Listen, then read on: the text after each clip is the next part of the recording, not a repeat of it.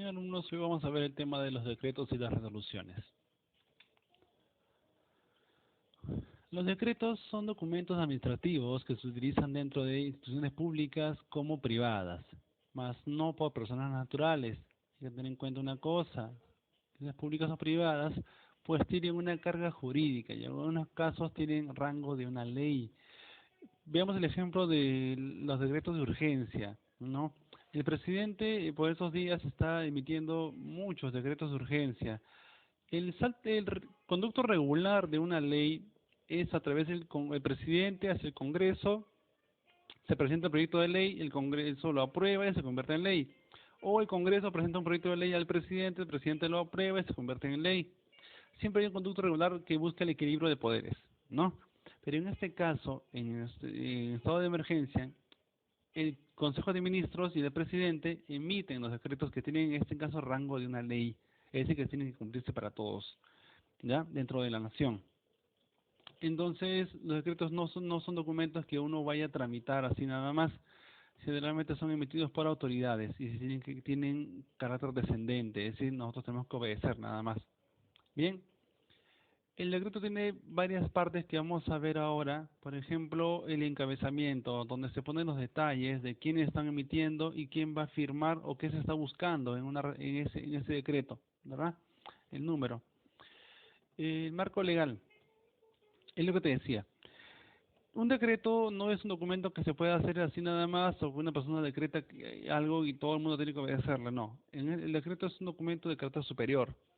Por lo tanto, tiene que estar dentro de un marco legal. El presidente tampoco puede hacer lo que se le dé la gana. El presidente tiene que emitir un documento en función a las leyes vigentes, ¿no? En este caso, la Constitución Política del año 93, que es la vigente, ¿ya? Eso quiere decir que todo lo que haga el presidente en un decreto, pues tiene que estar conforme a ley, ¿ya? Luego vemos la fórmula de emisión. Eso quiere decir que él decreta esto, que los demás vamos a conocer como puntos, detalles en el articulado, ¿no? Son artículos, todo lo que tenemos que obedecer. Por ejemplo, cuando se inició la cuarentena, ¿ya? El decreto de urgencia, emitiendo los detalles de la cuarentena, estaban divididos en artículos. Todos los puntos que tenemos que obedecer están aquí en artículos, ¿no? Punto uno, artículo, decretar el estado de emergencia en todo el territorio nacional y no, toda la información estaba en artículos.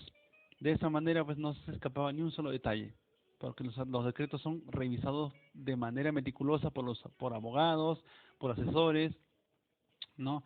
Porque, como te dije, es un documento que tiene en ocasiones carácter de ley, ¿ya? Bien, ¿qué más? La fecha en la cual se emitía esa resolución, perdón, ese decreto de urgencia o ese decreto, ¿ya? ¿Quién lo firma? El presidente de la República y, en ese caso, que fue el presidente del Consejo de Ministros, ¿no? Generalmente, en estos decretos de urgencia o en decretos de carácter especial, son varias entidades, son varias autoridades quienes firman, ¿ya? Pero la cuestión es esta, ¿no? Tienen que tener en cuenta que un decreto es un documento que está dentro de un marco legal, dentro de lo que la ley le permite. El presidente tampoco puede hacer lo que se le da la gana, ¿ya? Tengamos en cuenta eso. En la estructura de un decreto tiene sus partes, pero también hay que considerar eso, ¿ya? El aparato legal, ¿no? El marco legal. Bien, las resoluciones son distintas, un poquito.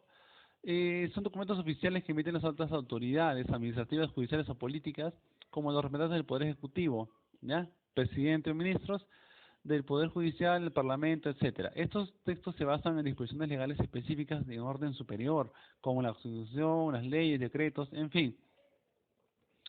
Si vemos en casos de autoridades, ¿un decreto es superior a una resolución? Sí, un decreto es superior. Es más, la resolución se va a basar en el decreto para responder. La resolución también tiene una cosa que es la respuesta ante un trámite. La resolución busca responder ante una situación, ¿no?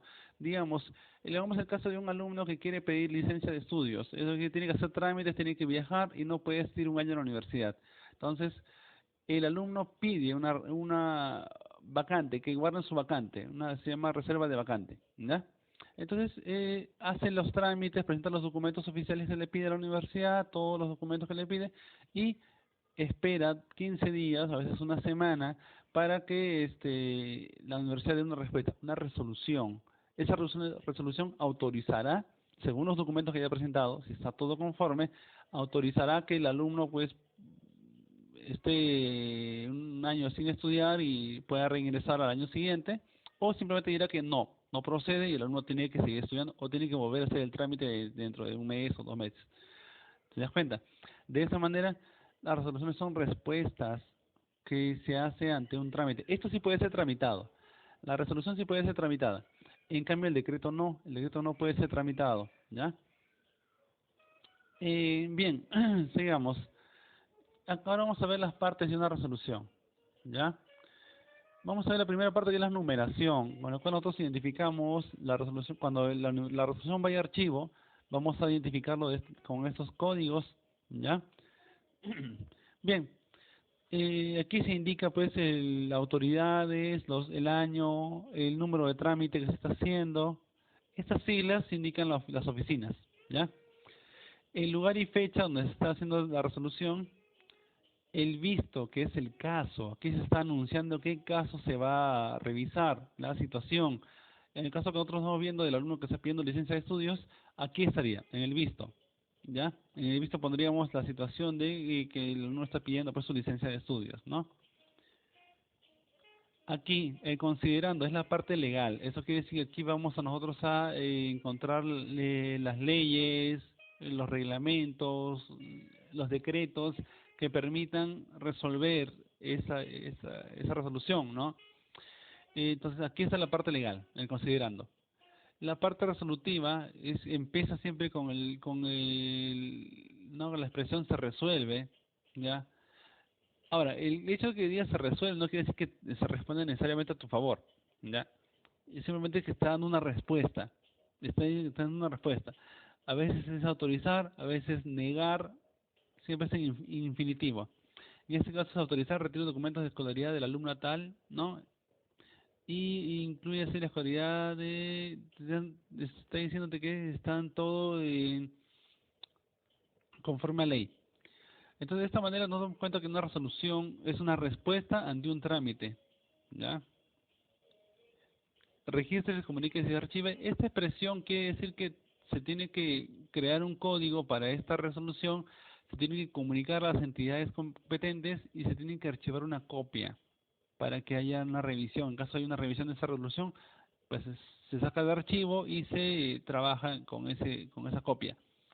Las iniciales de las oficinas, ese archivo es decir, con copia archivo, ya tiene que haber una copia de esto en archivo, y la persona que firma el documento, ¿ya?